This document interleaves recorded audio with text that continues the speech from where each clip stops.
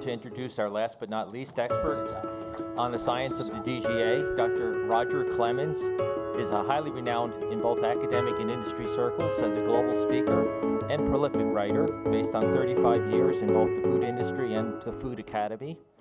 He's past president of the 20,000-member Professional Institute of Food Technologists. He's a popular speaker on food and health issues for the American Society for Nutrition and served as a member of the 2010 Dietary Guidelines Advisory Committee. He has lots of practice speaking with over 300 invited talks around the world on food and nutrition. And the University of Southern California recruited him as an adjunct faculty member in the USC School of Pharmacy. And many who know Roger will verify he has great ability to both listen and to speak. So we decided to capitalize that, asked Roger to listen to our discussions today and to speak on what he thinks are the key points. Roger may help us all identify the important next steps we must take, both individually and collectively. And please join me in welcoming Dr. Clemens to the stage.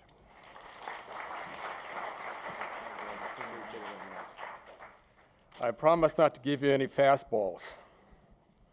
Nobody listens to baseball, and I don't take steroids. I have a great blog issue on that, but we'll attend to this thing called food. Let me ask a couple of questions. First of all, I want to thank the sponsors. I want to thank, obviously, all my friends at Ohio State, and thank Abbott and Danone and the National Dairy Council for putting on this very important session. Let me ask you a couple of questions. How many of you are food scientists? 4 people. Okay, I get it. How many of you are pharmacists? 0. How many of you are physicians, actually practicing medicine? I know 3 of you in the audience. Great, we have 3. How many are nutritionists? Oh, look at the hands go up. Are you the same people as dietitians? Where are the dietitians in the audience? Okay, you are the great influencers, the nutrition and dietitians, you're great influencers. Why is it that you're not at the table? Seriously, why is it that the people who are trained in nutrition, in fact, are not at the table, are not the great influencers? At the same time, why aren't we doing more education in medical schools? I'm associated with USC, that's University of Spoiled Children. I believe there's some levity in this because you will remember that. And think about pharmacists. I'm also in the School of Pharmacy, so I'm the drug guy. Legitimate drugs. And if you look at the training of pharmacists, they're required by law to take 40 hours of nutrition education. Are you amazed? Also, on the national boards of pharmacists, actually nutrition is part of the national board exam. Where are the national board exams for physicians? Need I say more? By the way, how many of you follow the dietary guidelines today? Are you part of that? 2 people, you're better than 7%. I'm really impressed with that. I live on an airplane. I assure you that when I live on an airplane that I don't follow the dietary guidelines. What did that tell you? But today, what was your message? What message did you receive? What message did you receive that will make a difference in your lives and in your practice? Was there one keynote that made a difference? Maybe. What changes will you make? What change will you make in your personal lives and the people whom you counsel? Will you make differences in their lives? Where should nutrition education begin? That comes home to me when I was mentioned at one of the panels today, because I grew up in a very poor environment. I matched Lucille's comments. I grew in a place that didn't have any kind of support. I grew up in a single-parent family and we were dirt poor. But when I attended 3rd grade, we had this thing called nutrition, and the deal was to make a poster, what nutrition mean to you. 3rd grade, over 60 years ago. And I won the contest. Where are the dairy people? Where are the dairy people? I won the contest, but my message was drink milk. Nearly 70 years ago. And what are we telling people to do today? Sometimes we tell them to drink milk. Sometimes we do that. Well, clearly health, and I've lived throughout the world, and I've seen a lot of disparities in population groups when it comes to nutrition and health. In the military, I served in Korea. And they often said in the military that the way to understand and get the trust of the people is through their what? Through their stomachs, exactly. You live where they live, you wear the boots that they wear, you live in the houses where they live, and you make a difference in the people first, and you gain their trust. That was certainly the situation when I lived in Korea. By the way, the food that was talked about the military food, by Dan's remark, I did not have that in Korea, by the way, but I survived anyway. But clearly, health is a global imperative for all of us, not just United States, not just Western. Quality of the food supply is a global issue and a global opportunity. We need clear guidelines that are culturally and traditionally sensitive to the world. I lived in various parts of the world, so I get that quite clearly. At the same time, we need consistency in the guidelines. We need consistency in evaluating the science. Having served on the dietary guidance in 2010, I assure you that we worked very hard on that very issue. Today, I listened on Fox News, and it said in 2014, we spent over $100 billion in the food supplement business to support families. 24 million people are on low income, and over 70% of SNAP families have children that are being impacted through SNAP. Where else can we better affect the lives and the health of the future? That is through our children. I lived in 20 years in pediatrics, so I can attest to that. Let me give you some actionable bullets, and let me give you a few comments from that.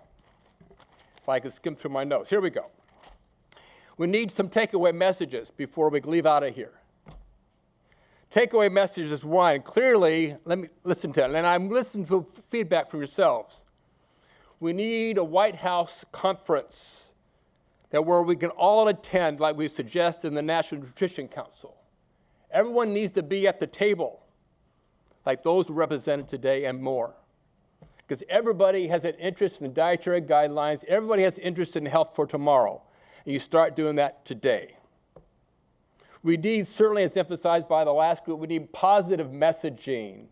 I'm tired of negative messaging, particularly messages that have no clinical relevance. Can we change that? And foods come in other forms. It was light gestures of foods. Yes, I like kale, but not always say that's when it's presented on my plate. By the way, one of my daughters is a chef. She can make kale rather interesting. She's really good at stealth nutrition. But we clearly, everybody has a role in promoting better nutrition, and through that is culturally and traditionally sensitive.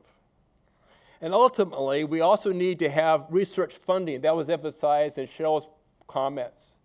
We need the applied research. We need the practical applied research that affects the community and community choices. And sometimes food might be accessible, but they're fearful from going out of their communities. I live in parts, I worked at USC. Sometimes I'm down on the main campus, down by the Coliseum. And that community is not always friendly. There's some challenges with that and how we meet the needs for those folks. So we definitely need that type of funding for the future. And ultimately, isn't our goal to provide safe, nutritious, affordable, accessible food for everyone? Think about that.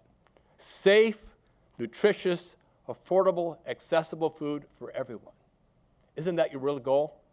Wherever you live in the world, that should be our ultimate goal. Well, coming from California, by the way, I live in California. I live in a pretty nice community now, markedly different from when I lived many years ago. But clearly, being an agricultural state, the comment is made that nearly 80% of the water goes to agriculture. That's true. But California is a what kind of state? Is an ag state. Most of the agriculture you see here and throughout the country comes from California. So if we don't have water, what will grow? Nothing the last time I checked. So clearly, land, water, and energy are paramount issues when it comes to farming, including that in California. So I encourage you to think, what can we be doing differently so that, in fact, we can have drought-sensitive, drought-resistant crops and yet feed the growing population of the world, which will soon reach 9 billion people. That's a challenge for private-public partnerships to examine these really important issues. My home is 100% solar. Now the Department of Water Power wants me to tax the energy that I put back into the grid. Tell me this makes sense. It doesn't make any sense to me either. I am really sensitive, and we should all be sensitive to Lucille's remarks that, in fact, the myth that, in fact, people of impoverished areas don't care. They do care. I've worked with many of them in this country and around the world. We should all care and make a difference in the lives of those people. We must figure out what's the best way to disseminate and educate the population groups. So, in fact, they make a difference in their lives and their families and the lives of their children. So, in fact, ultimately make a difference in their community and a difference in their overall health outcomes for the future. And ultimately, obviously, it has an impact of overall health expense here in this country. A comment by Dr. Breyer about need developmental approach, lifestyle, life stages. I can't emphasize that any more than he did. I have lived in pediatrics and worked in Louisiana. Does that say it right? Louisiana? Anybody from Louisiana? Louisiana? I'm going to get it right one of these days. I worked out at Tulane and LSU. That's close enough. And it's interesting because there's a perception in many of the people in that community that, in fact, they have a condition that they don't have. And I work with children. No, Mrs. Jones. Can I say Mrs. Jones all right? That's generic. No, Mrs. Jones, your child doesn't have that condition, but this is what we can do for you. Difficult to understand because a lot of what they understand is really based on perception. So we need to make food that is real to them, that is something they can touch and feel, so they are sensitive to what they need, also based on the evidence, the consistency of that evidence. Can we do that? Children are our replacements. That is our biggest investment for the future. I know I have 4 grandchildren. I do what I can. Wasn't it interesting that in the dietary guidelines of 2015 that over 29,000 comments were issued? And matter of fact, it's much bigger than that, but that's what the press release shows, and I've counted them. And take the challenge that we have to read all those and put those into categories, it will be a big deal. But how do we make a difference, incorporate those comments that some of them are based on the evidence, some are based on emotion? And what are we doing today in many of the food policies and positions we take in advertising and food distribution? It's based on emotion. Are you emotional about what you do? I hope you're charged with what you do. Clearly, there's a real need to improve health literacy. It would be interesting if we take that health literacy exam today. What do you think? Where would we fare? And where would my pharmacy students fare? So we need to underscore nutrition education from the beginning, and as well as to our graduate students. I work with graduate students mostly, but they still have this need to understand the food supply. How about you? Do you understand the food supply? I suspect unless you've been in agriculture, and unless you've walked the farm and driven that tractor and cleaned that silo, you don't get it. I would encourage you to go out and hug a farmer. Hug a farmer because what she or he does makes a difference in a food supply. No, food is not sterile, folks. Have you ever seen a 90,000-ton silo of wheat and grain? It is not sterile. We could have I teach toxicology, so I could give you all kinds of good things about toxicology and that. Clearly, we have challenges in front of us. The non-communicable diseases are quite apparent. And clearly, the comments are made at the beginning that, in fact, food has the greatest impact of health for the future. I would submit to you that, in fact, the food industry has saved more lives than medicine. Think about that. Think of the nutrient deficiencies of the world. From the days of Cecily D. Williams, that I lived with her, and she was in Ghana. She did her great work in 1932. And look at the difference it's made in terms of protein nutrition of the world because of what she did as a pioneer in pediatrics. Where are the pioneers for tomorrow that live today when it comes to food and preventing and reducing the risk of disease? I encourage you to look at that. Clearly, as opening remarks, that one document doesn't necessarily work. We all have different levels of understanding. What is your level of understanding? How do you engage the dietary guidelines? How do you embrace what has been said and the quality of that evidence to make a difference in your personal lives and the lives of your clients and community, the lives of your family, perhaps the lives of your children and your grandchildren? Clearly, people need to know how. My oldest daughter, before she was married, did not how to know boil water. She would burn the pan every time. Now, she's a pretty intelligent person with a degree in marketing. Clearly, the basic skills is beyond microwave. What do you think? We need to provide those basic skills, and I have people who actually can help you do that. We made great strides through the food industry. I'm now retired, so I can say that. And I could have more fun with this environment. Clearly, we need to look at the evidence, comments made by our colleagues from Ohio State, that Bob made a comment that Max and science was not correct, but the science follows the funding. And so we have to think, is that the right approach necessarily? And clearly it ranks an interesting issue relative to the cholesterol and fat and probably the sugar. And I also think about one of my mantras, well, we look at the reduction of sodium, and I can appreciate that, the J-shaped curve that we often allude to. But look at the technology, put iodine in the diet, it hasn't changed in nearly 100 years. It hasn't changed in 100 years. So how are we going to get iodine in the community and the food supply for the future? Because iodine comes to iodine salt, people say no more blue label, the reflection of Morton salt, by the way.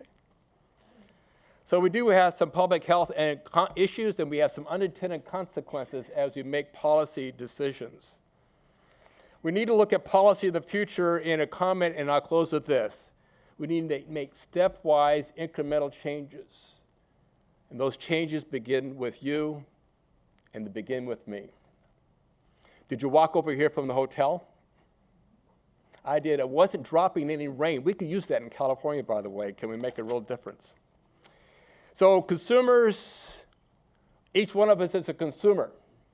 So how would you like to learn about your nutrition? How would you like to learn about your food? By the way, canned foods are really good for you. I know I lived on them when I was in Korea. Packaged foods saved my life when I lived in Korea. I didn't have fresh fruit and vegetable, I assure you. And when I lived in Korea, I had this thing called filled milk. Does anybody know what filled milk is? See, you don't know. You need to wear my boots. Filled milk takes non-fat milk solids, mix it with vegetable oil, and that's going to be your milk. It's lovely stuff. But I think it really did the job for us in terms of nutrition. So let us be certain that, as Glenn made a comment, that in fact, let's be sure that we feed our people in uniform. Let's feed our people who are civilians so that all of us have a better, healthy tomorrow. Thank you very much.